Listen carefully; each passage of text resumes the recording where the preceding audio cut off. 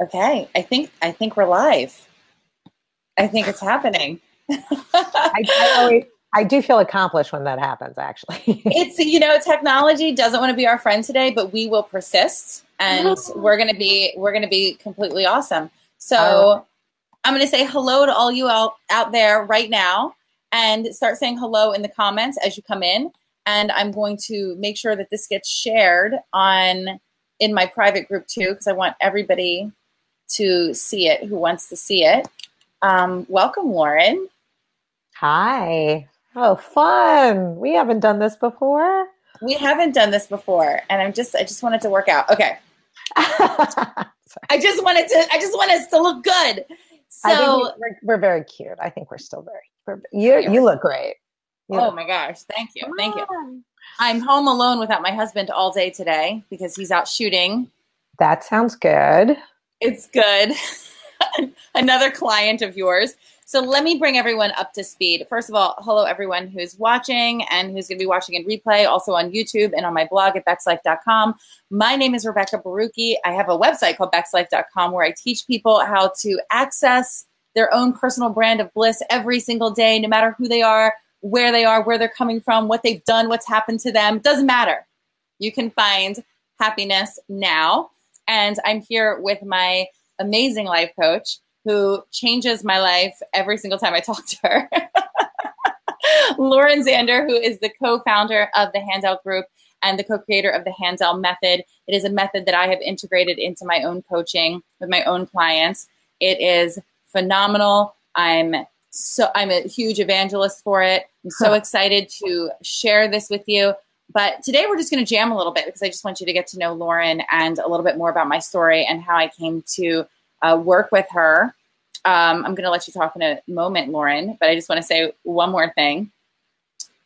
The reason why I share my work and my story and also my journey of imperfection, of red hot mess on the internet is because I am a true believer that the real joy, the real happiness, the real learning happens in the process. It's not about where you're going to. It's the journey along the way that makes us better, that makes us brighter, that changes the world. So I want to encourage all of you to stop waiting on whatever you've been waiting on, to start sharing your story, to start living your life, to start being happy, and do it now. Because even in the midst of bullshit and chaos and trauma and struggle, there is so much joy. There is so much beauty. So that's why I do what I do. I think Lauren agrees. Yes. I am a big advocate of yours, which is why I'm also here, is because of how proud and impressed I am with your spirit. Really, your whole damn spirit, the whole thing. I'll take all of it all the time.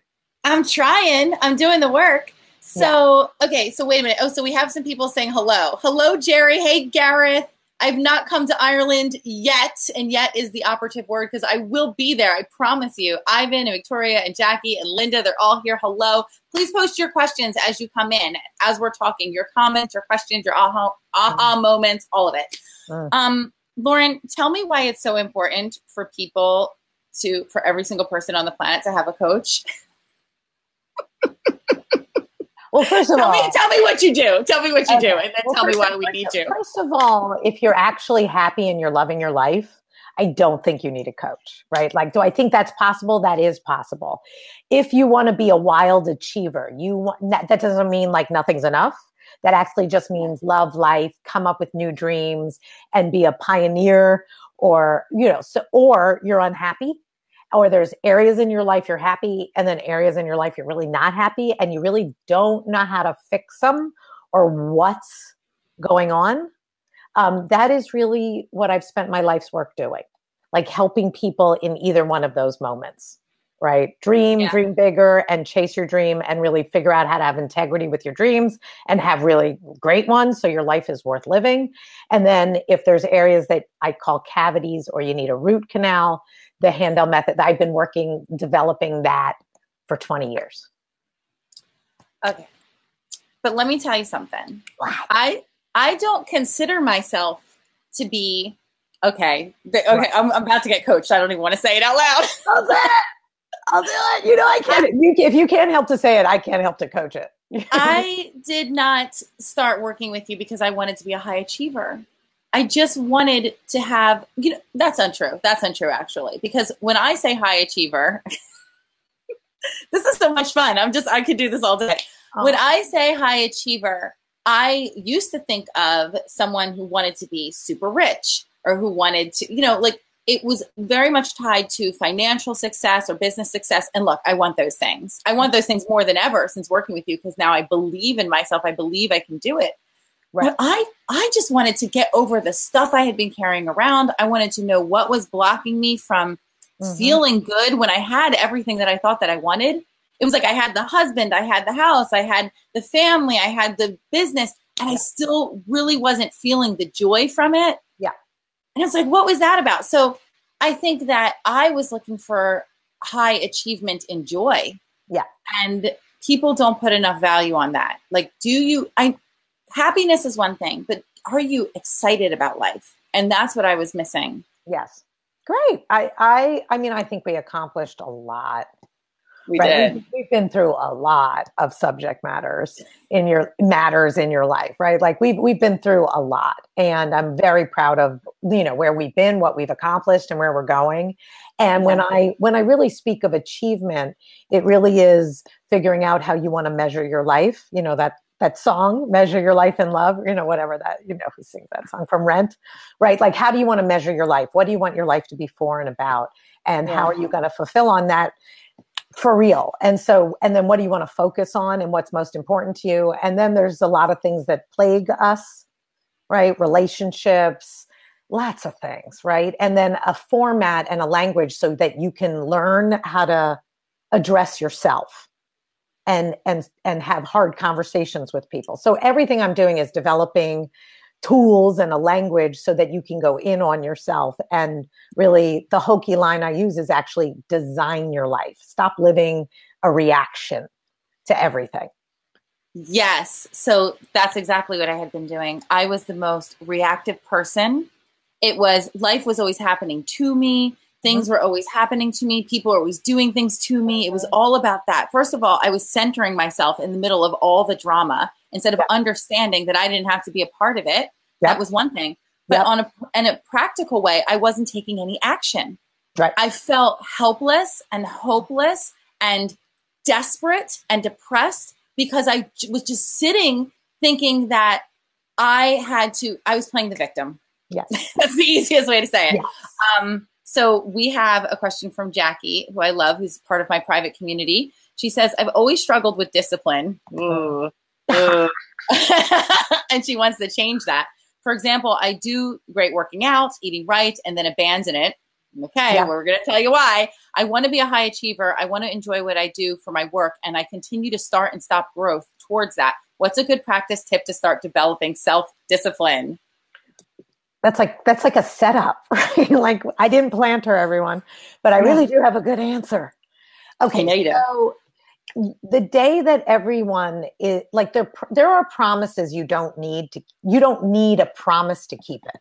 It is true. There are things you're reliable for doing. And then there are things you're never going to be reliable for doing and that you want to do them. Right. So in the area where you're suffering because you really wish you were different about something, you do have all the power. But if you're waiting for the day that you like literally change, like the mood comes over you and now you just do it. Yeah. This is not that method. This does not answer to that, right? This answers to that the little voice in your head can, like, I have the voice in my head that's a criminal. There is a voice in your head that can be a criminal. And it really is more convenient to stop exercising so that it can watch more Netflix and eat a bag of potato chips and work hard because, right. Like, and then repeat this cycle. And then like part of the cycle is be mad at yourself, little self-loathing, and then get up on the horse again. Okay. So ready? Don't do it alone. Get a buddy. Yes. Don't do it alone. Get a buddy. You need to make a promise to someone who enjoys holding you to the promise, right? Mm-hmm. So all I have to do is tell one of my kids I will pay them $10 if I break a promise. And I tell them it's going to be for 4 weeks. So right now I'm in a promise that I am not in love with, and it's even worse because it's working. Right. So ready? I took the half and half out of my coffee. And I even went as far as to put a little bulletproof in it, right?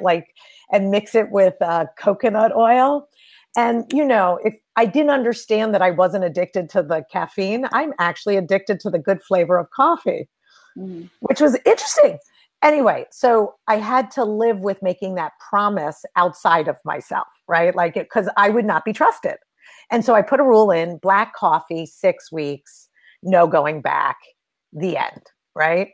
And so it's now been like 2 weeks. It's almost 2 weeks, right? And you're like, are you enjoying it? Yeah. I really liked coffee before, but I am but it's different, and I'm changing, and I'm laughing at myself, but I'm keeping the promise, and I'll pay the $10. And then you go, well, what happens at the end of the 6 weeks? I make another choice. Do I really want that thing or not? Did it work? Right. Mm-hmm. And so for me, it's a miracle that I don't leave it up to my mood. Mm-hmm. I play with my kid and teach them integrity and keeping promises, and I'll pay the money, and they're having fun helping me be true to something that I want to change. So I'm actually making change totally doable. Yes. Did that answer the question? Yeah. And I'm sorry, I'm echoing a little bit, but I'll add to that. So in my group coaching, where I use the Handel Method as the curriculum and the basic platform for the coaching, I assign everyone buddies. Yeah. So on top of having the group coaching structure, which I think is so amazing. And by the way, in the video, or not in the video description, in the comments for this, but you'll find it in the video description later when you're watching in replay, I have a link to the Inner You, which is the online self-guided, but there's also support there program that I integrate into my group coaching, and I highly recommend it. And you get a discount, a big discount, when you use the link in the comments or the video description. But also to my Patreon, where I have a monthly group coaching check-in accountability session with everybody. So those 2 links are there. Right. But so I give everyone a buddy, and I'm telling you, when someone's watching you, it makes a big difference. Yes. And we're on this planet, not born in eggs and remain in bubbles where we're impervious to influence or connection. We're here to be with each other and to help each other and to hold each other's hands. And help is so necessary. So right now, which people know I'm already in the middle of because I've been talking about it on all my platforms, I am in a 30-day practice challenge with you, where I have to email you every single day about every single negative, weird thought that comes into my head. The really deep, dark stuff, the really, the fun stuff, the weird stuff. I love it. I'm telling you that since starting this, well, this is what it's done in a practical way. And I think everyone's going to relate to it. You described it to me as taking an energetic dump. And I have relayed that message. So if you're removing the toxins, you're just like you take your daily poop. And that really resonated with me as a health coach.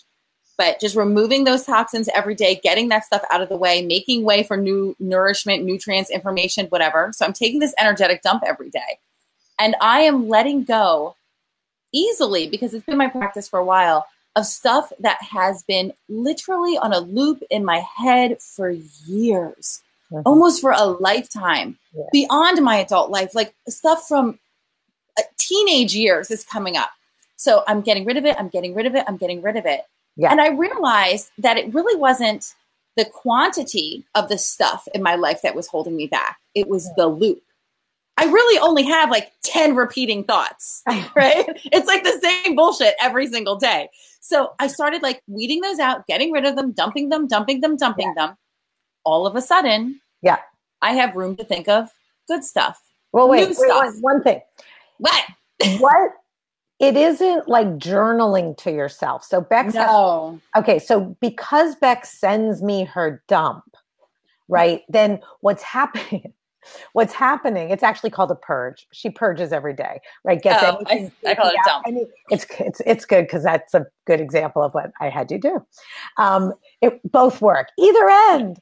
Hey, okay. So, but why it works is because she's sending it to me, like someone who cares, like again, the buddy. And the minute she sends it to me, it's not that I'm going to read it. That's not what's important. It's that she's setting it free, and it's not true. Because if she thought that these creepy thoughts were really real, you wouldn't share that. They bring shame. They're you. The reason, the biggest problem that we have with our negative inner dialogue is we don't take the time to hear it. But when we do listen to it, we feel it, we believe it, we're engaged in it, versus we have, like, that's our loop. Right? We don't separate from it. And so the act of Bex having to, like, confess negative cockamamie is what I call it. So that she's not the thoughts and those loops which create reality for you, or experience, or your moodiness, or why you hit snooze, or why you ate the cookie, or whatever you're doing because you're looping or blaming, that there's like a separate in the morning. First thing you do, see what's there, right? And it's the best, right? It is the best. So, and then what really gets to happen is then your higher self, right? Like, so if the dump is your lower self, then the higher self just got, hey, bye-bye, right? Like, it literally can say bye-bye. And then if you actually design your day, which is another part of the tools we teach, then it really is, what is my day for? And it's not like the to-do list. It really is, what is my day for? Like, what am I out to accomplish? So back to my adorable overachievers that want to achieve, the question is, what do you want to be achieving? And most people are not answering it from, like, an accomplishment of being combined with doing. Right? So let's say you're doing the laundry, right? Do you understand? Put on the music, have a ball, and even tell yourself what you're going to think about and dream about. That's directing your mind. But if you don't figure out what the loops are, you can't actually do something different, because you believe all the plagues. And maybe you have good ones. I pray for you, but maybe you don't. There's also, I teach this in meditation, that meditation isn't about thinking about nothing. It's maybe you can just focus on, well, I know you're not a meditator. Wait a minute. I did 6 weeks of meditation twice a day. And I really did love it. And in my 20s, I spent, like, at least 3 years meditating every day. Like, I did many periods. So, but yes, you're right. I'm not a meditator. You think about one thing. And the reason why I encourage people to just focus on one thing, and even if it's your breath or a mantra or whatever, it's because it crowds out the other thoughts. It disallows you from having all this other stuff going on. So in the negative way, these repeating thought patterns, these negative thought loops, all these things are crowding out anything good that can come into your life. So purging them, dumping them. First thing in the morning, before I look at social media, before I answer my emails, I'm just getting it out. It allows me for the rest of the day to move on to other things, to design my day in a better way, to show up in a better way. And then to also, when they show up, I go, I dealt with you, because it was intentional. It was conscious. It was action oriented. And that's the other part of it. This isn't journaling, the thing that I do every morning, because that's just kind of like, I don't know, it's like emotional masturbation. I just, like putting it out there and it's like, oh, look at me, look at all the stuff that's going wrong. And sometimes I'll feel good and sometimes I won't. This is intentionally getting rid of something or putting something out there in front of me and then someone else, which is very important.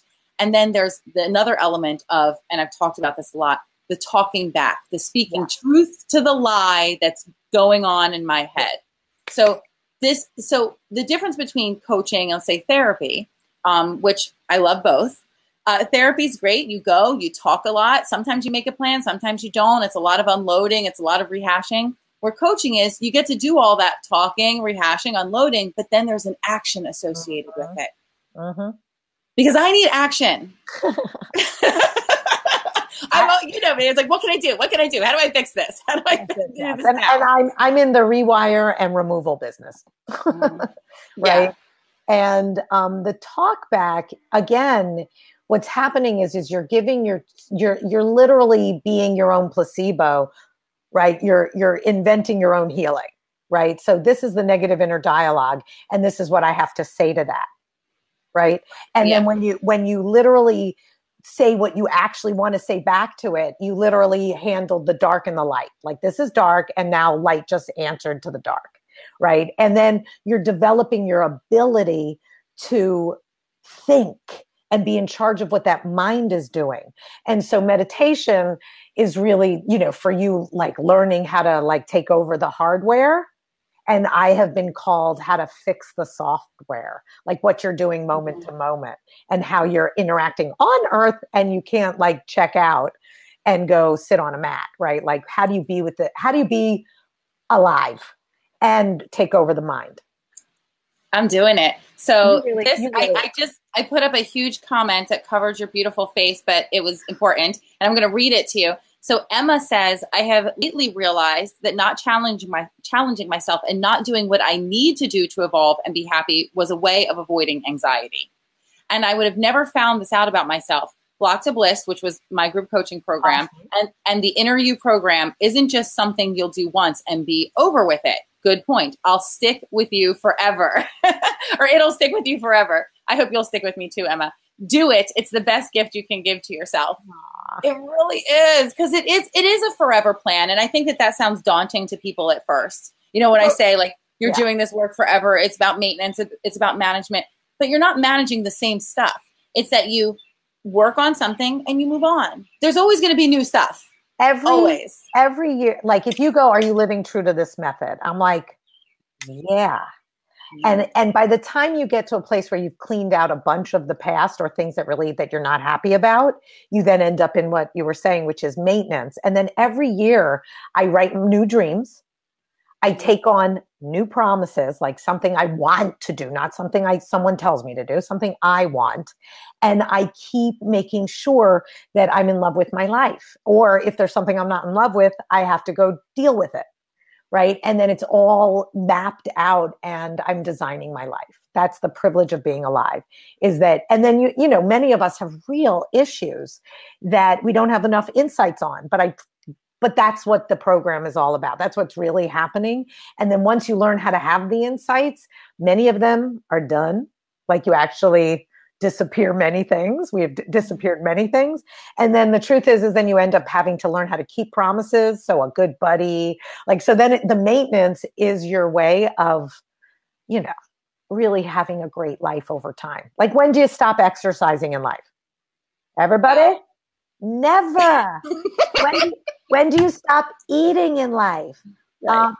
Never. When do you stop sleeping in life, right? Like water, right? So the truth is when you stop being true to yourself or having promises that make you happy in your life, one would say, if you're not happy, you don't have enough of the right promises. Wow. So real talk for a moment, because people see me in all of my many moods, but I always try to bring a bit of light, to my corner of the internet. But real talk is just a few weeks ago, and the reason why I'm in this 30-day practice with you is because I emailed you with an emergency email. Yes. I was probably lower than I've been in a decade. Right. I was in the depths of my own despair. I was feeling hopeless. It felt like the whole world was closing in around me.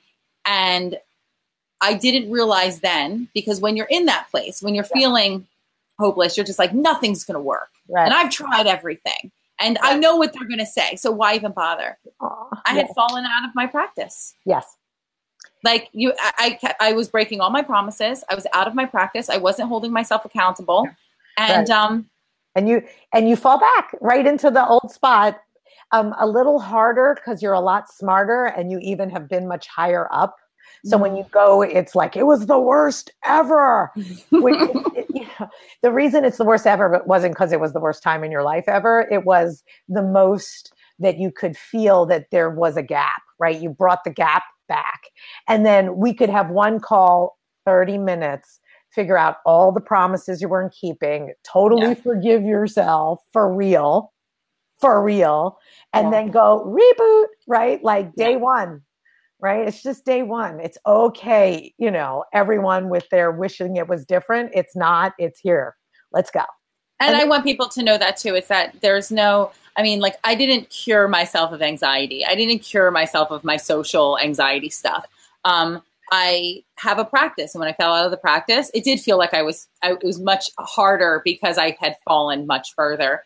But it was a phone call. I was on my way to New York for an event, and we spoke for a half hour. You're right. And it was like, because I got it, because I did have a practice. And that's another thing that's encouraging, is that you're going to fall down again. Yeah. And it's when you have this practice, when you have these methods, when you have a system, it's so much easier to get back on track. I have a question from Michelle, though. She said, I'm going to show it. What is the very, very first step toward change? Have read and believe in all that you speak, but I seem to fall down on step one, I believe she meant to say. Step one is which one? What is she referring to? Well, she's saying just like, how do you just initiate change? Like, if you want to change your life, what is the first thing you do? You have to have a dream.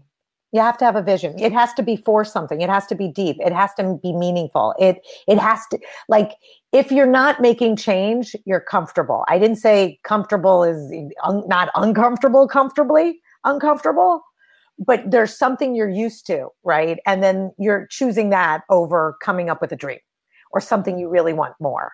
And the amount that desire is required is real. Mm-hmm. Right? You have to want to get laid. You have to want to have an intimate relationship with your husband, or you will let your sex life die, right? Because Netflix is actually quite easy and really entertaining, and you don't have to do much, and you giggle, right? So it's, it takes something, but the result and the ambition you have to have that, I have promises around sex in my marriage. We've been together 22 years, right? And I am not going down with the lame sex life, right? Just no way, right? And I really understand why I could go down with the ship now, right? Because it's amazing, right? So that I could be lazy. And so I never question my promise. I never question my actual consequence. And I am so proud of myself that I know I'm a jerk, and I'm never trying to, I'm just managing the jerk I am. And it has nothing to do with whether I love my husband. Like, I'm a jerk, right? I need consequences, or I will put the coffee with the cream and the sugar right back in there, right? And be like, guess what? I deserve it, right? Right? And I won't even feel guilty. I'm such a jerk. I don't even feel guilt, like nothing, because I said so, right? So I need those promises, or else I won't be being true to myself, and the longer play. So the desire for some other state that you want. I want this in my life. I want more money. I want more love. I want more fun. I want more creativity. I want less screen time. I want to feel more peaceful. I want to have, more connected with my mother. It could be anything, but it will, if you don't have it now, you need to dream it and really get the desire, and then you can make promises and keep them. And then don't do it alone, and put in a consequence. And if you pay that consequence 3 times, change the consequence. On the third one, you're like, I need more money, right? Like, it needs to be more painful. Yeah. I don't get screens for 2 days. And for most people, all you have to do is start messing with their alcohol, right? Or their sugar, or their Netflix, or their Instagram, right? So it's very easy to screw with yourself, so you keep your promise. And obviously you'll be okay if you miss a TV show tonight. So I want to tell people a little bit about what I have accomplished. I want to hear. Let's bring it back to me for a minute. So absolutely. I have this dream life. I have a vision that has changed throughout this practice in this past year and a half. It's changed a lot as I become more clear about what I truly want and what truly brings me joy. So I have this vision. I'm not there yet, because I don't even want to get there yet, because I have lots of work to do. But this is what's happened in the process. I am 99% sugar-free. Like, it's amazing. There's times when I say, you know what, I'm going to have the sugar, and then I have the consequence for it, which the next day is no processed foods. So it's 24 hours plus with no processed foods, and it keeps me on track. I have been battling my weight with Hashimoto's, hypothyroidism. I know a lot of people in my audience suffer from hypothyroid and struggle with weight loss. So I've been battling my weight. I gained 25 pounds. I was feeling really miserable. I just knocked off my first 5 pounds of that. My doctor's like, how are you doing it? You should be 100 pounds overweight with my levels. So that's fantastic. Gluten-free. I don't yell anymore. If you can believe it, the smiling face is, I have a very fiery temper and I'm very quick tempered. And my family was walking around eggshells and it was affecting the relationship with my kids and my husband. And I no longer yell. I no longer nag my husband about his business. And as a result of that and him working with Lauren, he's out right now making good money. And it's really awesome. And I thought that I needed to micromanage that to make that happen. So he has turned his life around and his career around. I feel confident. I feel excited about my business. I'm trying new projects. I'm putting myself out there. I am showing up like I haven't shown up in years because I was afraid because of things happening with my body and my face and my life and my, my depression and my anxiety. And that's all just gone. Now, it doesn't mean that I feel awesome every day because I don't. Mm-hmm. And you see it when you follow me. Mm. But it's none of those things that burdened me and stopped me before are stopping me any longer. I am on a forward trajectory towards bliss. For real. For real. For real. For real. Which really ultimately is the point of being alive. Right? Yeah. It's like really what we're here for in however long we're here. Okay, so let me see. Having the dream first is so important, says Lindsay. Yes. Emma says, good job, Bex. Thank you. I will take that cookie. Yeah, so I want to get some closing words from you about whatever you want to talk about. Okay. I'm going to continue this conversation with my audience. You are going to be back in a couple months. We're going to do this again, but I want all your comments. I want your questions. I want you to check the links in the video description and in the comments. If you're watching a replay, please continue to comment because I am a social media junkie. I love it. I will read every one. I will answer them because another thing that I don't do anymore is avoid. I have tremendous integrity and I never lie. It's impossible from doing this work. I don't even tell white lies anymore. I don't even lie to my kids. So I'm here for you all. So go ahead, Lauren. Let's take us out. Well, first of all, I love you. I love your spirit. I love what you represent. And I love that you are leading the way through transparency. Like that is the sexiest thing I've ever seen and really original for the human race to not have to posture everything. And really that the new real is sexy. The truth is sexy. That is one of my favorite lines. And you're rocking that. So thank you. Okay. What I think is amazing about the people who are going to ever listen to this is that your community actually, like, they will love each other and they support each other and they're in it under your kind of umbrella of care. Mm-hmm. And that be happy now and figure out everything and love yourself.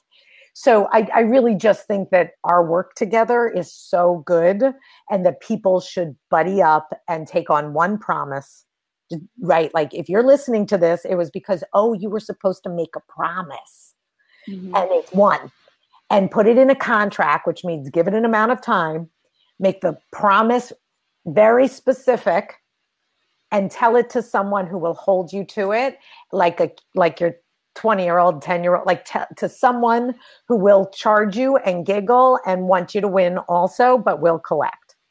And if you do that, and what you're finding out is that you have that power at all times to make any change you want, any second you're ready, at any time. And if you're not making a promise and you're not doing it, please do this one thing. Don't loathe yourself, hate yourself, blame anything. Okay. Just choose what you chose. Right. Right. In there, you're in charge of loving your life. It's possible and you might have to change things, but it's your choice. And that's the biggest good news is that, the title of your book is Maybe It's You. And I often have a hard time sharing that because I don't want people to think that it is an indictment of their character, but it's good news because if it's you, you get to change it. Yeah. If you're the reason that you're messing up, then you could be the reason that you stop messing up. This line, my whole life, right, was like when I was miserable in my love life And I have this moment of a dawning. Maybe it's me. And the minute I go, maybe it's me, the next minute I can do something about it. Mm-hmm. And it is like my favorite line. I still use it on myself. It works for the positive and the negative, right? Like, did that just happen? Maybe it's me, right? Like it works either way. And I'm sorry, right? It really is always true, right? It is. It's exciting. For anything you want to change.